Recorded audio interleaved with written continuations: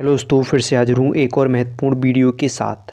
आज की इस वीडियो में हम बायोलॉजी के 40 ऐसे महत्वपूर्ण टॉपिक लेकर हाजिर हैं जिन्हें आपने अगर तैयार कर लिया तो 29 फरवरी को पेपर में आप गर्दा उड़ाने वाले हो। अगर इन टॉपिकों को आप तैयार करते हो तो इसी से आपके विकल्प भी पूछे जाएंगे, इसी से आपके लॉन्ग बन जाएंगे, शॉर्ट बन जाएंगे, अति लघु। अगर इनको आपने अच्छे से तैयार किया तो पेपर में बहुत अच्छे नंबर, यानी 70 में से 70 तो मैं कह नहीं सकता, लेकिन आप 72 बेहतरीन नंबर यानी अच्छे नंबर लेकर आओगे पेपर में।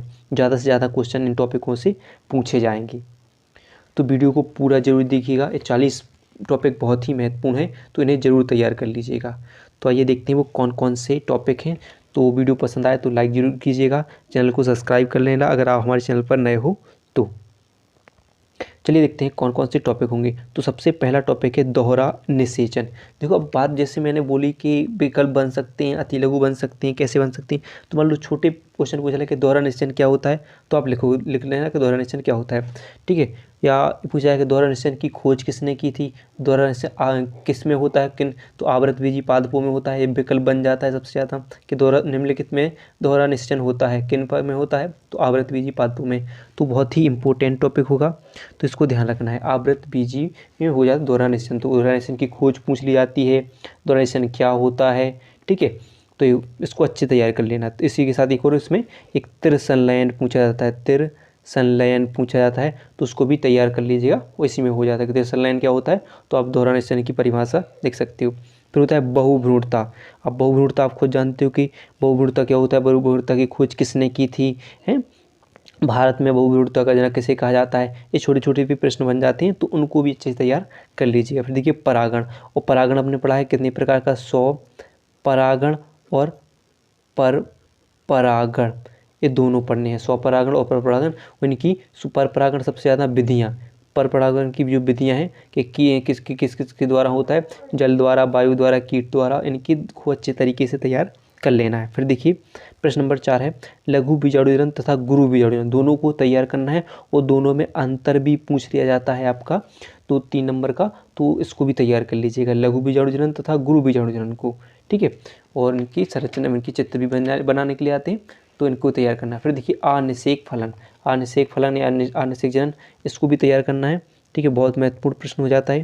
फिर देखिए अपरा, अगर इसको हम वेरी वेरी इंपॉर्टेंट कहें तो बिल्कुल कम नहीं होगा, क्योंकि बहुत इंपॉर्टेंट प्रश्न है। इसके अपरा, अपरा क्या होता है, अपरा के कार, बहुत इंपॉर्टेंट प्रश्न है, इसको जरूर तैयार कीजिएगा। फिर इसमें फिर भी एक प्रश्न बन जाता है नर जनन तंत्र और मादा जनन तंत्र, दोनों को तैयार कीजिएगा।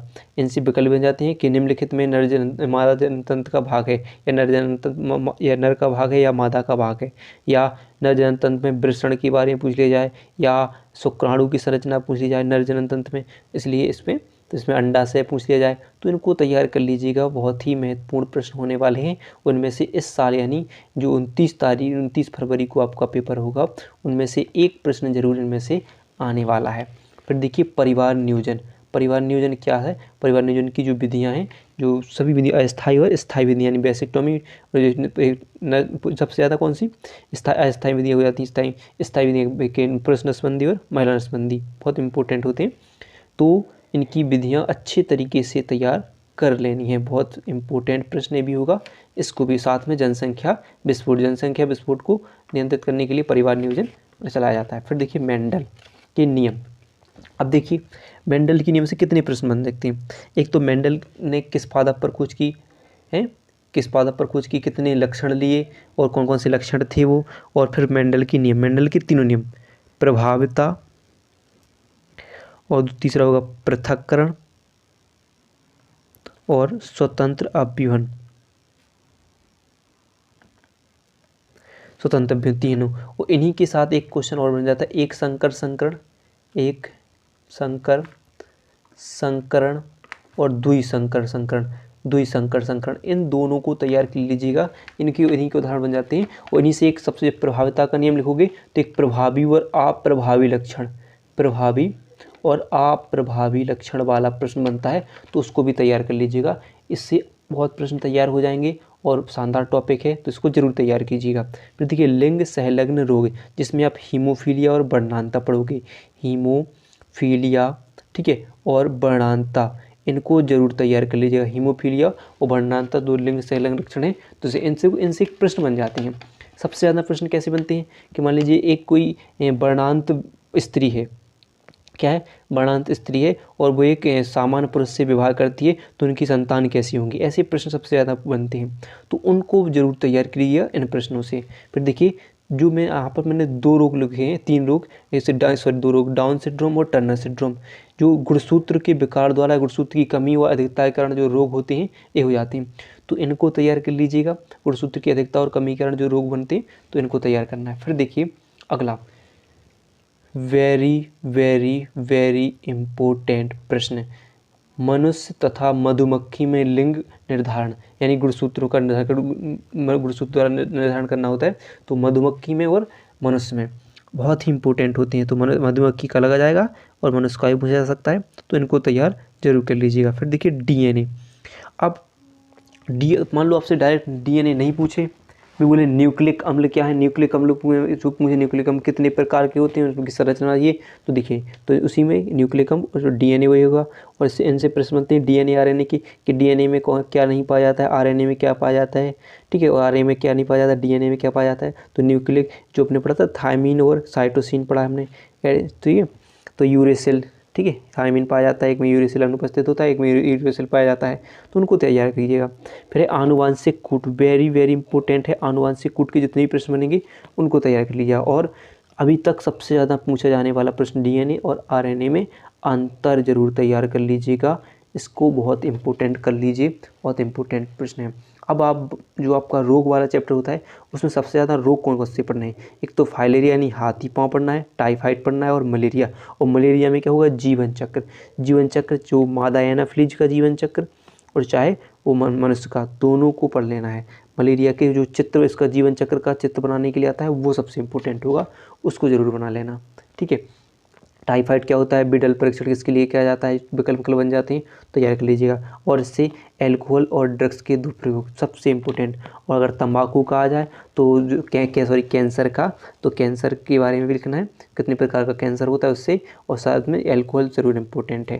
फिर एक प्रतिरक्षा तंत्र, इन सबको ठीक करने के लिए, यानी जो हमारे शरीर में पाए जाने पर क्या पाया जाता है, प्रतिरक्षा तंत्र। और प्रतिरक्षा तंत्र को अच्छे से जितनी प्रतिरक्षा तंत्र के जितने भाग होते हैं उनको तैयार कर लेना। और इसे चित्र बनाने के लिए आ जाता है प्रतिरक्षा तंत्र का, तो उसको भी बना लेना जरूर, अच्छे तरीके से तैयार कर लेना। बहुत टाइम है, अब तो आज 22 तारीख से को पहला हो गया, अब 6-7 दिन है आपके पास, अच्छे तैयार कर लीजिएगा।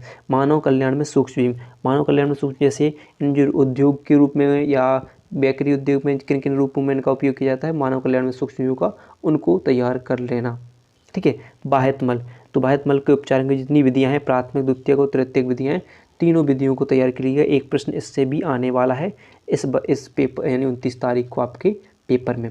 फिर देखिए जैव उर्वरक को तैयार कर लेना है, और जैव प्रौद्योगिकी के प्रश्न बन जाएंगे, और प्लाज्मिड भी तैयार करना है, बहुत इंपॉर्टेंट होगा प्लाज्मिड इसको। और पीसीआर पॉलीमरेज श्रृंखला अभिक्रिया बहुत ही महत्वपूर्ण अभिक्रिया होगी, तो इसको भी तैयार करके रखिएगा। चलिए तो और भी देखते हैं। देखिए अगर टिप्पणी लिखने के लिए पूछे जाए, 1-2 टिप्पणी आ जाती हैं लिखने के लिए, तो देखिए सबसे इंपॉर्टेंट होगी बायोरिएक्टर, प्रतिबंधन एंजाइम, डीएनए पॉलीमरेज और या डीएनए लाइगेज, इन पर टिप्पणी लिखने के लिए आएंगी, तो उनको तैयार करना है। फिर देखिए बीटी फसल, बीटी फसल में बीटी कपास, बीटी मक्का ये पूछे जाएँ तो इनको तैयार करिए, बहुत ही इंपॉर्टेंट क्या हो जाएंगी, तो बीटी बहुत इंपॉर्टेंट होगी। फिर देखिए ट्रांसजेनिक भी इंपॉर्टेंट होंगे। फिर पुनर्योज डीएनए तकनीक इंपॉर्टेंट प्रश्न होगा। बायोपायरेसी या पेटेंट, 1 नंबर में भी पूछा जाता है कि पेटेंट क्या होता है, और लॉन्ग में भी 2-3 नंबर में ही बना लेते हैं कि बायोपायरेसी के बारे में संक्षिप्त वर्णन टिप्पणी लिखिए, बड़ा लिखना होता है तब भी आता है। फिर देखिए जैव तकनीकी यानी बायोटेक्नोलॉजी के बारे में आप ध्यान रखिए। फिर अब जो लास्ट वाले चैप्टर बनते हैं वो सबसे इंपॉर्टेंट होते हैं, उनसे प्रश्न जरूर बनते हैं, जिसमें देखिए एक सहजीवन क्या होता है, बहुत इंपॉर्टेंट होगा, 3 अंक में पूछा जाएगा, इसके सबका उपकार, सहउपकारिता, सहभोजिता, ये तीनों प्रश्न आपको तैयार करना है, वेरी इंपॉर्टेंट प्रश्न है, इनको जरूर तैयार कर लीजिएगा। फिर देखिए जलोद्भिद, मरोद्भिद और लवणद्भिद बहुत इंपॉर्टेंट है, इनमें सब में अंतर पूछ लिया जाता है, यानी कि बारे में पूछ लिया जाता है, इनमें से एक टॉपिक जरूर बनेगा, एक प्रश्न आपके पेपर में साल जरूर बनने वाला है, और गारंटी लिख लीजिएगा, ठीक है।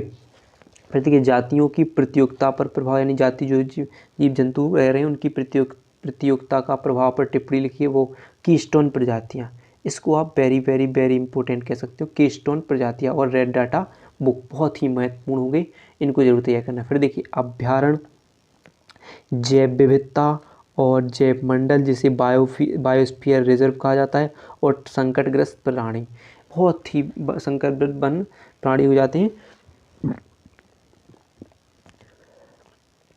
इनको जरूर तैयार कर लीजिएगा। ठीक है, अगर वीडियो पसंद आए हो तो वीडियो को लाइक और चैनल को सब्सक्राइब करना ना भूलिएगा।